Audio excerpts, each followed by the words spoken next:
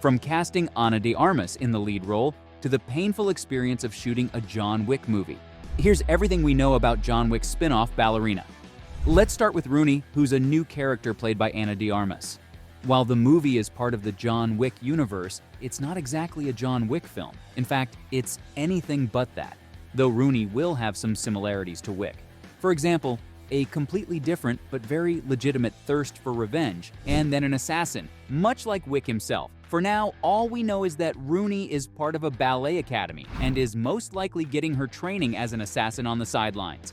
But what's even more interesting is that this will be the first time we'll have a new perspective on this universe. One where the story's usually been one-dimensional, considering Wick's been the only protagonist. Now let's be honest, John Wick was getting a little too redundant. This is an attempt at pulling back a little for a fresh look at what can be. Truth be told, there's no way fans won't appreciate two assassins instead of just one. What's stopping them from teaming up now? After all, we know for a fact that Keanu Reeves will be returning as John Wick in this movie. There's more than that, since the plot of the movie is also very fascinating. The Ballerina movie was initially written as a standalone film, but given the massive success of the John Wick franchise, it made sense to incorporate it into the main universe. The screenplay is written by Shay Hatton, the same guy who also wrote Chapter 4. He first created the concept of an assassin ballerina back in 2017. Given how well every chapter's been written until now, it only made sense that Ballerina got set up in Chapter 3. There, the character of the director, portrayed by Angelica Houston, is responsible for a group of young orphaned girls who are training to become assassins, but also get dance training occasionally. As the name suggests, Ballerina is definitely going to expand on this concept. But if we were to look at the original script, it talks about an orphaned girl who is secretly raised by a government agency to become a killer. The director somehow becomes part of the story when the girl starts working for her. But of course, there's a reason why she chose this life. She's out to get revenge against the people who killed her family. In doing so, she'll likely go on a rampage against a whole town. The involvement of the director, who helped Wick and was punished for it, could create tension in the story. That's probably how the two assassins are going to meet. This is going to be a great way to expand the universe with new characters, stories, and perspectives. Speaking of characters, the movie also has a star-studded cast. The inclusion of Keanu would have done it for most fans, but that's not all. Ana de Armas? That's a recipe for success. Just look at her recent work. From Knives Out to Blonde, she's perfect in every single movie. And then there's Catalina Sandino Moreno, renowned for her role in Maria Full of Grace, who has also joined the cast in an undisclosed role. We'll also be able to see Norman Reedus, a fan favorite from The Walking Dead, again in an undisclosed role. Plus, Gabriel Byrne has also been announced as part of the cast. On top of all that, there's a bunch of actors who'll be reprising their roles from the main series. Ian McShane returns as Winston, the manager of the Continental. Then comes Angelica Houston, reprising her role as the director. Lance Reddick was also supposed to be back as Karen, but sadly, he passed away after Chapter 4's release, so he won't be in the spin-off. On a brighter note though, when can we expect to see Ballerina? There's no doubt that 2023 is a big year for the franchise. First, it was Chapter 4, and by the end of the year, it'll be The Continental, a TV series based on, as the name suggests, The Continental. So keeping all that in mind, it makes sense to wait a while before releasing another movie. Naturally, that puts the release somewhere in 2024. We'd like to see it at the start of the new year, but at this point, there's no set date for release. No one knows if it'll be a theatrical release like the 4 chapters before it, or a streaming release like The Continental. Though it's highly probable that Ballerina will follow the pattern of the earlier John Wick films and have a theatrical release.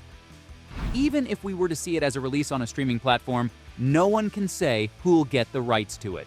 Surely it'll be the same platform that's going to stream The Continental. While we're on the subject of time, did you know Keanu Reeves decided where the spin-off would take place in the timeline? In an interview with Entertainment Weekly, he shared that director Len Wiseman allowed him to choose the specific placement of Ballerina in the John Wick timeline.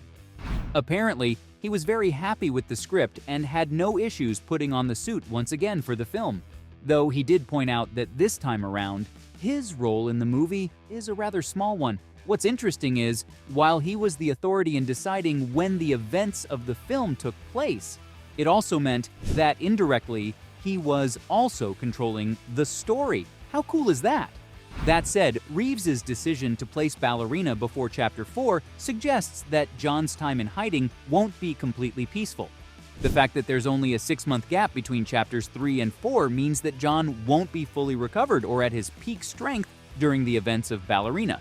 It's also possible that John's appearance may serve as a tie-in to establish that the film takes place in the same world as the main John Wick series.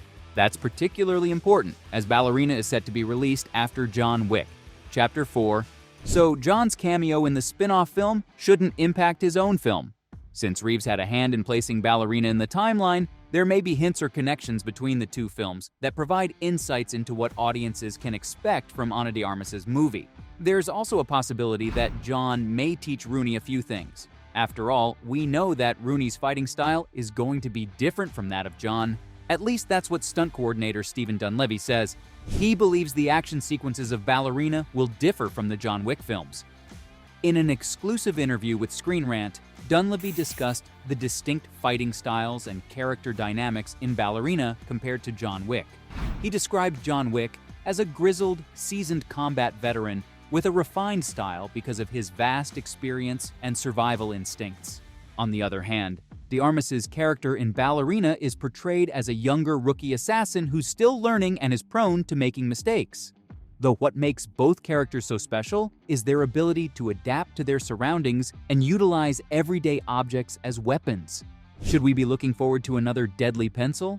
Of course, there's a high chance we'll see de Armas's character in training in the movie, something that makes her story unique in comparison to John Wick's. The different styles and character dynamics in Ballerina's action sequences promise a fresh and evolving perspective within the film's universe. As much as we'd like to see de Armas continuing to play a role in the franchise, there is a slight chance that she may not be up for it.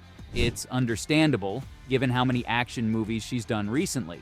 From The Gray Man to the recently released Ghosted series, it's already too much. Add in one of the most violent franchises coming out of Hollywood. Yeah, that's tough. While appearing on The Jimmy Fallon Show, she revealed how the stunt work for the film has left her feeling battered and in pain. She mentioned that her body actually hurts and that she's sore and bruised from the intense action sequences. Not just that, she thinks her work on No Time to Die was a piece of cake compared to this. Though she's also hinted at the possibility of continuing to do action movies depending on what comes. It's just that she wants to do other types of films as well. So there you have it. From the painful experience of shooting a John Wick movie to casting Ana de Armas in the lead role. This was everything we know about John Wick's spin-off, Ballerina.